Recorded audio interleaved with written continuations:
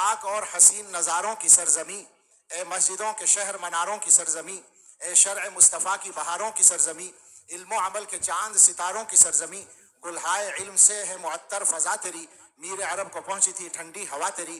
اے ہم وقار کوفہ و بغداد و تاش قند،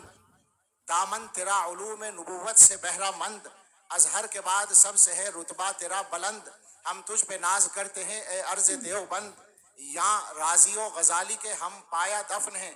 یہ سیمینار کے بھی مناسب ہے اس لیے کہ ہمیں یاد ہے ترانہ دارالعلوم کے کہنی والے شخصیت حضرت مولانا ریاست علی صاحب نور اللہ مرقدہ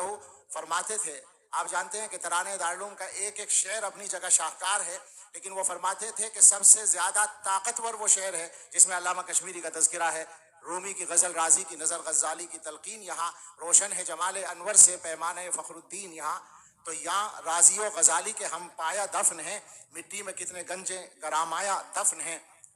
لمبی نظم ہے، میں ایک دو چیزیں سنانا چاہتا ہوں، آخر میں ایک بات ضرور سنانی ہے۔ گمسم کھڑا ہوں تربت قاسم کے روبرو،